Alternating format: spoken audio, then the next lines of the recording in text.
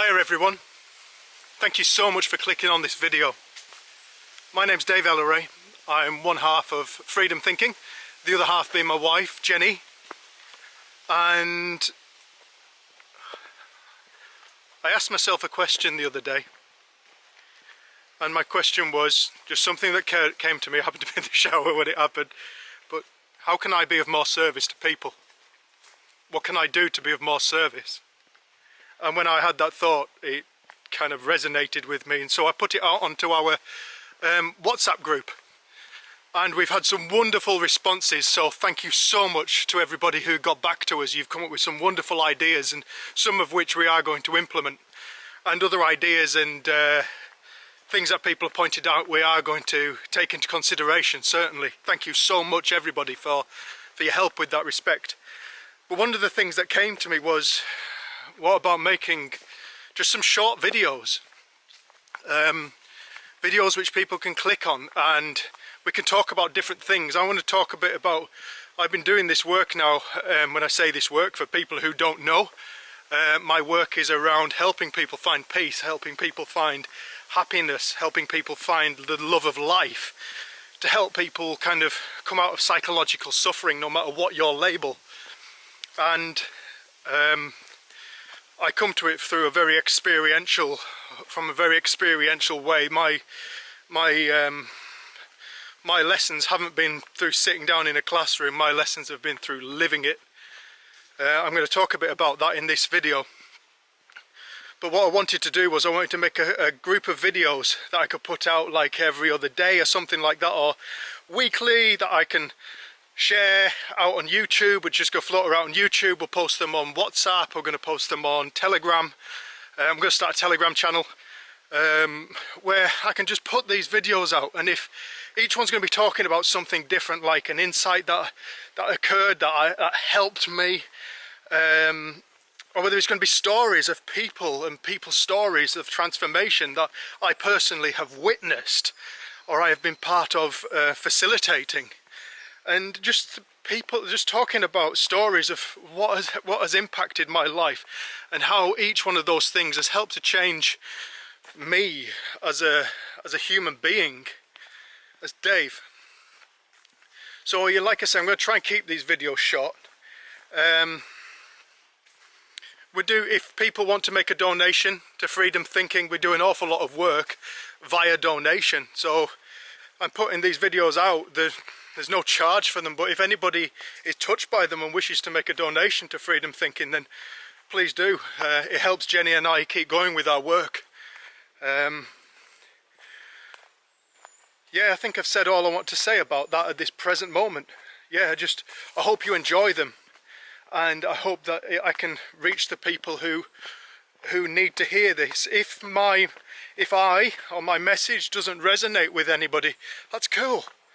That's cool. You know, there's so many wonderful teachers out there. There's so many wonderful guides and gurus and, you know, like religious, I don't know, vicars, imams and what have you. There's so many wonderful people out there who are guiding people, helping to help people.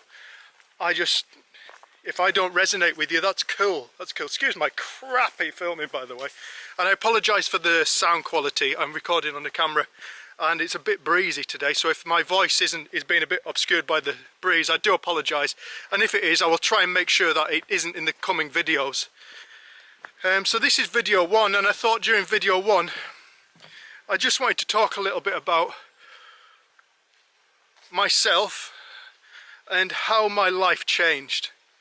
What was it? What was the catalyst? What is the catalyst for change?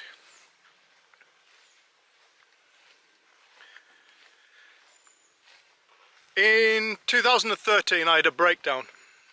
It wasn't the first time. I'd suffered many in my life. Growing up throughout my life, I've had many bouts of depression and anxiety, and my anger was like next level stuff. My frustration at life, my frustration at myself, my not being good enough, my not being enough, my not being big enough as a man, my crappiness at academia, you know, and perhaps not being good looking enough and all this stuff. And I think that started quite early on when I was at school, at secondary school. I was quite a late developer. You know, I wasn't really properly shaving until I was in my 20s. You could probably argue I'm still not. And I was very slim. I was 6 foot, very tall, but you know, I was 11 stone and 6 foot. I was built like this tree, minus all the big shoulder at the top. I was quite leggy, like that tree. And yeah, and all the other lads in my school were kind of like, in my year, were kind of bigger. They were shaving, they were, you know, and they were tough. They were strong lads, and they, you know, they could throw the weight around. And I used to look at them in awe and be like, you know, I wish I was like them. And so as soon as I got the chance at the late teens, I decided I was going to do something about it. And I started going to the gym, and I built myself up physically. I went from 11 stone to 14 and a half, 15 stone. And I was quite impressed with myself at this point. You know, I was quite a big lad and people were commenting on it, and I quite liked that. And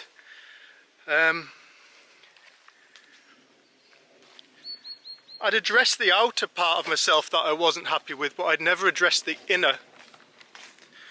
And so my frustrations and my depression continued, and I still didn't feel good inside. And so what I'd learnt I could do with my newly found muscles was I could intimidate the hell out of people. And my anger was like next level stuff. I haven't met many people who can do anger like Dave can do anger. It was so well practiced every single day. I'd lose my shit about something.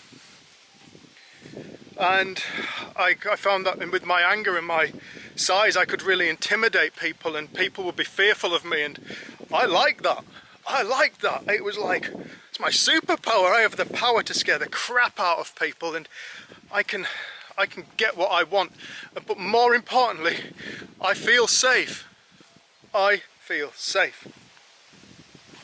You know, I used to look at hard men as being like role models and inspirational people. As a man growing up in Great Britain, you know, to be a tough guy was kind of what we're inspired to be. I had no idea that hard men are deeply insecure people. Anybody who is feeling the need to throw their weight around, to be violent towards another, isn't in confidence. They're in fear. They're afraid. They're not comfortable with life. They're feeling affected by other people. That was me. I was a deeply insecure man. At the age of 21, I went to prison for violence. One of the best things that ever happened to me. My depression grew and grew and grew. I failed my college course, and before I knew it, I thought my life was over. But thankfully I became a tree surgeon. Somebody said, "I'll help you out, Dave. Do you want to become a tree surgeon?" I was like, "Yes, I do want to become a tree surgeon." So I started climbing trees every day and working with the chainsaw, which fitted into my manly ego. Doing a manly job, you know, a job that I felt proud to tell people I'm a tree surgeon. I climb trees, I work with a chainsaw. At a young age, you know, this desperate need to kind of be good enough to fit in, to be respected. Fast forward a decade or so, I ended up having an affair and splitting up with my wife after a big breakdown, after falling out of love with tree surgery. It happened very quickly, actually. I realised it didn't fulfil my heart.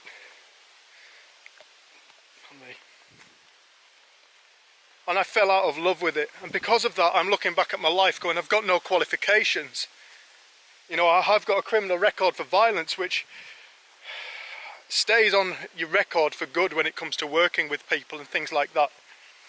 The only qualifications I've got are with a chainsaw, with a rope and harness for a wood chipper, and they don't really transpose onto any other industry other than trees. And I'd fallen out of love with this work so much. I just thought, you know what, I've had enough. I went to the doctors and went and saw a psychiatrist. This wasn't the first time. Before I know it, I'm seeing psychiatrist after a psychiatrist, psychologist, counsellor, therapist. I was put on medication. I was told I had chronic depression and that I would have it for life. It was something I was told I had for life, but I would continue to have it for life. And that if I'm lucky, I may be able to find ways to deal with it, to cope with my depression. I may be able to find ways to lighten the burden of it, but I'll never get rid of it, I was told. I was also diagnosed with chemical imbalances of my brain. I would like to do a video at some point about that point and what I've come to understand about that now. Those people couldn't have been more wrong. God bless them. I'm eternally thankful to anybody who is prepared to help another person. And right in that point, they helped me by giving me hope that there was possibly something that could happen. Perhaps I could find a way to deal with this depression. It wasn't long before that hope wore off, and I decided I was going to take my own life. Now, when I reached the depths of my depression, a few things started to happen. What I would call miracles started to happen. And I'll talk about these miracles in another video. But I just want to keep this one to a point today. One of these miracles was a lady called Sue Hugenson got in touch with me to look at a tree. And I went round to look at a tree, and she didn't even have a tree in a garden. So I knocked on the door and I was pissed off and I was wet after work, and she said, come in. She sat me down, and after a brief conversation she looked at me and said, if I told you why I had to get you here, you wouldn't have come, would you? I said, I don't know, Sue, what are you talking about? She said, I've been told I need to teach you something. And I said, and who's told you what? She said, the universe, Dave. I was like, for fuck's sake. What is this? Excuse my language. I looked at Sue in the eye. Now, anybody who's ever met Sue and looked into those eyes, she's got the most beautiful blue eyes. And I trusted her. So I started to listen to what she had to say.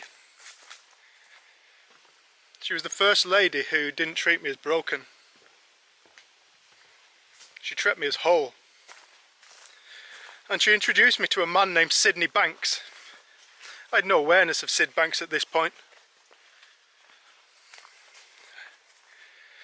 Sydney Banks was a man who'd had an enlightening epiphany experience, and he realised the nature of life, something which at that point I had no insight into, which was the sole cause of my suffering. After 9 weeks of listening to Sue, I eventually clicked on a video of Sid's because she told me she put her ass kicking shoes on. I'd never done anything she'd asked me to do. Please, will you just watch something of Sid? So I went to YouTube, and there was only 4 little videos, I think, of Sid. Got this beautiful clover. Oh, beautiful clover.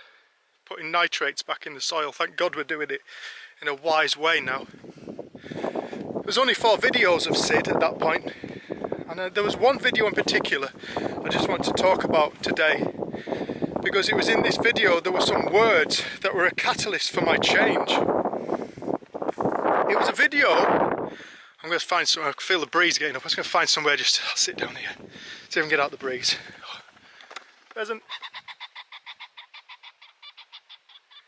Upset pheasant.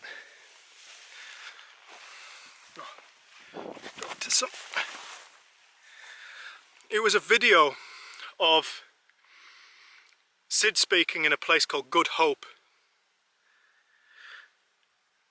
And in that video, when I sat down and watched that video, I heard him say some things one of the first things I heard him say was, "What I discovered is that life is a psychological experience." What I discovered is that life is a psychological experience. Life. I was trying to fix life. I desperately trying to fix my life. But I had no idea what it was. So how could I possibly have fixed it? What I discovered is that life is a psychological experience. Wow. Well, if that's true, that must be coming from me. My life must be coming from me. Simple, but not always obvious. And the second thing that he said was, "You think it's real. It's not real. You just think it's real." Those two statements set off they were like catalysts. They set off this feeling state within my being. I recognized them as being true, those statements as being true. I didn't understand it, but I felt like, yeah, that man's talking some sense. And with that, I decided I was going to go for a walk, and I got Rusty, my little Jack Russell. He died in January. God bless him, he was my best mate. And I jumped in my van. We're going for a walk up Long Sleddle in the Lake District where I live. And I felt the need to pull over on the side of the road, and when I pulled over on the side of the road, I was suddenly greeted by a jackdaw flying over me.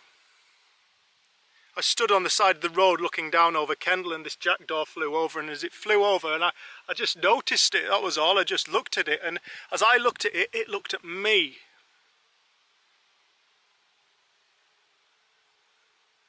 Bang. There was something that took place that to this day I cannot explain.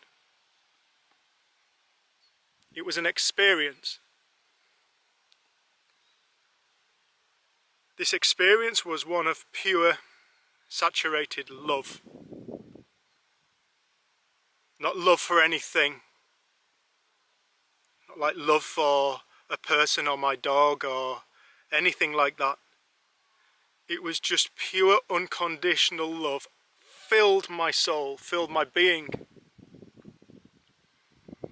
I had a few experiences that I don't really want to go into because it kind of creates a I want that kind of thing, and then people compare their life to it and they want my experience. I've said people have told me they want my experience. Nobody can have my experience, it was my experience. One of my mum's great insights was, I will never have Dave's insight, I'll never have Dave's experience, I will only ever have my own. Bang, she started to get experiences, started to gain insight. When I came back into my body, when I suddenly found myself stood as a human again rather than just pure love, to this day I don't know what love is. I know what it feels like, but that's just what it feels like water feels wet. Water feels wet, but it's not it. It's just how it feels. When I came back into my body and I found myself back in my humanness, all my depression had gone, my anxiety had gone, my hard man had gone, my worries and anxieties had evaporated. I discovered something so beautiful about life, like a hidden dimension within myself.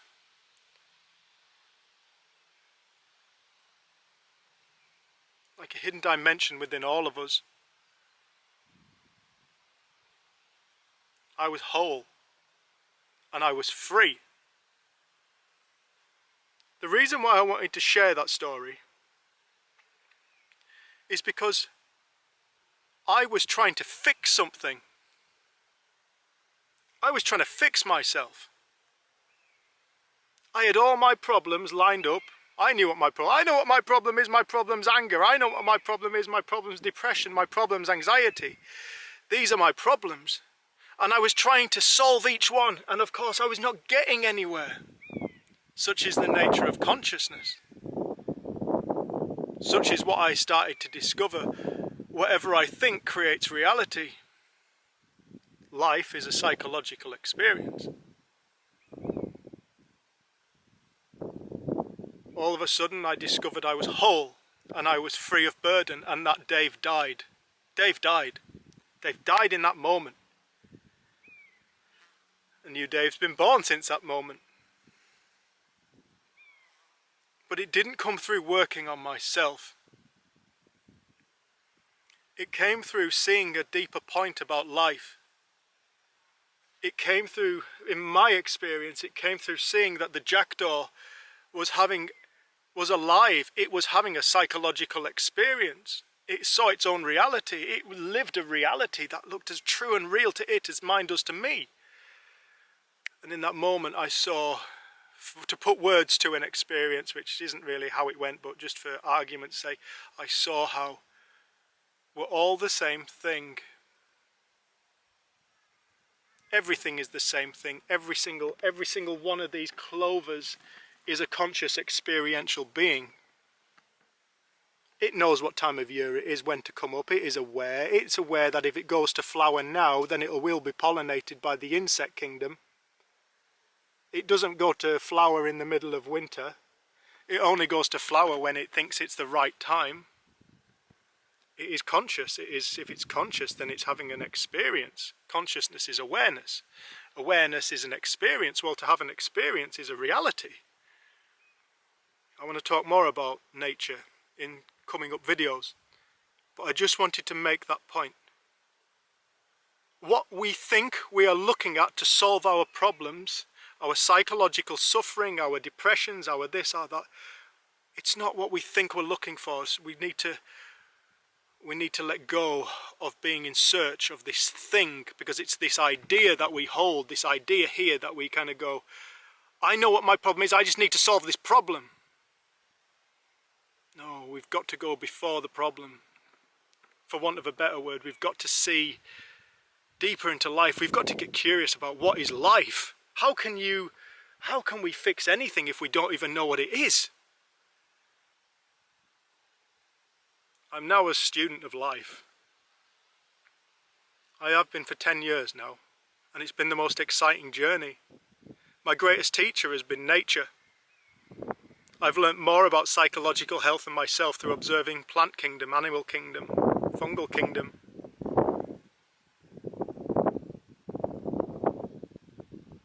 I'm so grateful I live a different life. If Jenny and I can be of service to you, we really hope we can be. We hope these videos help. This is video 1. If you want to get in touch, please do. We welcome any questions and comments. In the meantime, we send you love and gratitude. Thank you so much for clicking on this video. And we look forward to the next one. Bye-bye.